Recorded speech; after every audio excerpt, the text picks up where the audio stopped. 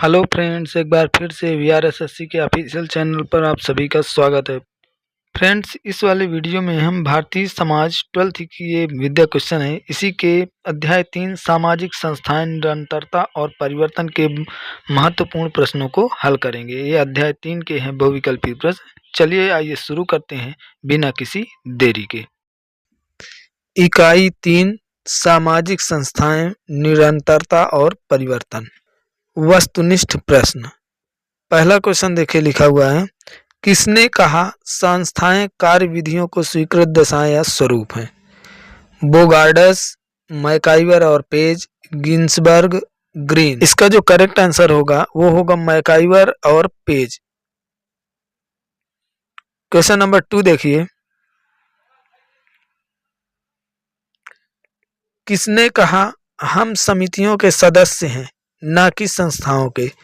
MacIver और page ने कहा था, गिलिन और गिलिन ने, आर्गबर्न ने या बोगार्डस ने। तो इसका जो भी आंसर है वो भी होगा आ नंबर, यानी कि दूसरा का मैकाइवर और पेज ही होगा।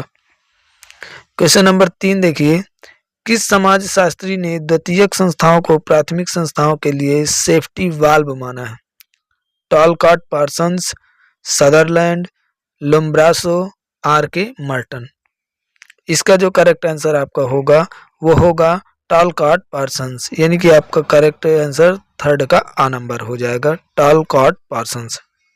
क्वेश्चन नंबर 4 देखिए, संस्थाओं का सर्वोत्तम वर्णन इस प्रकार किया जा सकता है कि यह संकुल है सत्ता का, परिस्थितियों का, भूमिकाओं का, प्रणालियों का। तो इसका जो करेक्ट आंसर होगा वो होगा प्रणालियों का। संस्थाओं में प्रणालियां ही मुख्य होती हैं। क्वेश्चन नंबर 5 में देखिए, लिखा है, निम्नलिखित में से कौन सा संस्था का उदाहरण नहीं है? नहीं है पूछा है। विवाह है, समसमूह है, परिवार है, नातेदारी है। तो इसका जो करेक्ट आंसर होगा समसमूह। ये आपका जो करेक्ट आंसर होगा वो होगा आपका ब नंबर। समसमूह नहीं होना चाहिए, क्योंकि संस्थाएं जो होती हैं वो अलग अलग तरह के लोग होते हैं, इसलिए इसका जो करेक्ट आंसर होगा वो समसमूह होगा। क्वेश्चन नंबर 6 देखिए, संस्थाओं को संप्रेषित करने के लिए विशिष्ट समितियों की आवश्यकता होती है।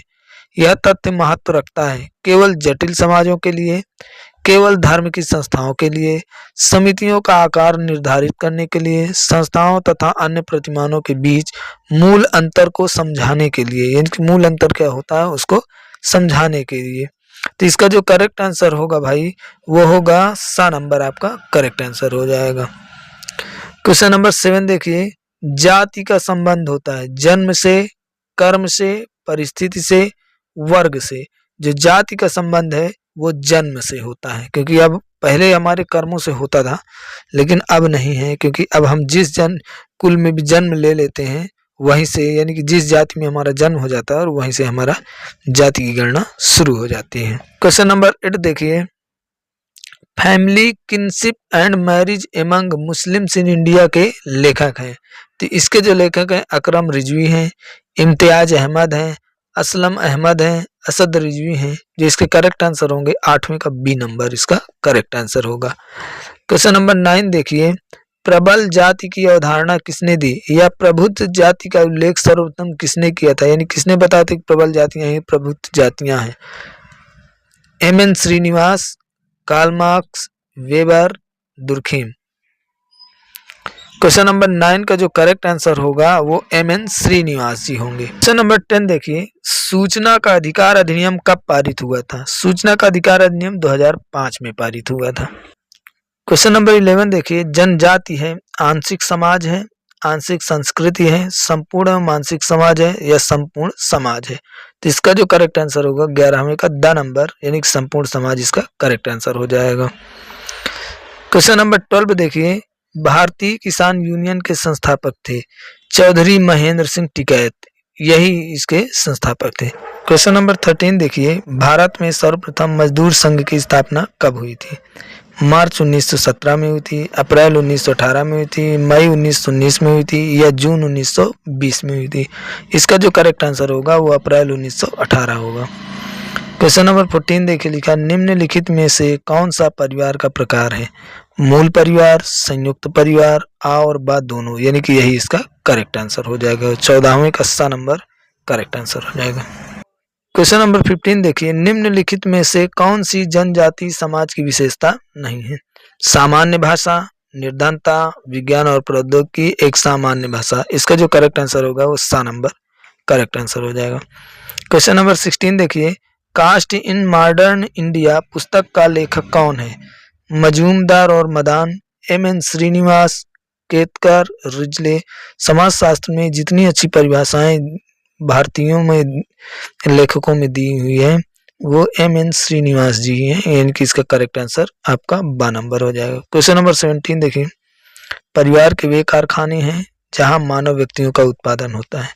यह किसकी कथन है? एम.जी. स्मिथ द्वारा, डी.एच.जे. मॉर्गन द्वारा, जी.पी. मर्डॉक द्वारा, टी. पार्सन्स द्वारा। इसका करेक्ट आंसर 17 का द नंबर टी. पार्सन्स द्वारा ये करेक्ट आंसर हो जाएगा। क्वेश्चन नंबर 18 देखिए, जाति के लिए शब्द कास्ट की उत्पत्ति किस प्रमुख भाषा से हुई है? लैटिन भाषा से, स्पेनिश से, पुर्तगाली से, फ्रेंच से। तो इसका जो करेक्ट आंसर होगा वो पुर्तगाली भाषा होगा।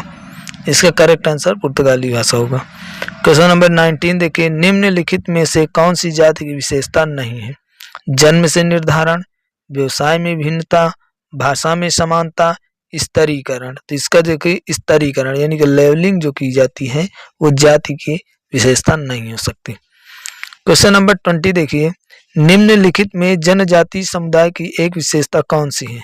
समान भाषा, धार्मिक संस्कार, अस्थायी संबंध, अदालत द्वारा तलाक। क्वेश्चन नंबर 20 का जो करेक्ट आंसर होगा वो होगा आ नंबर समान भाषा।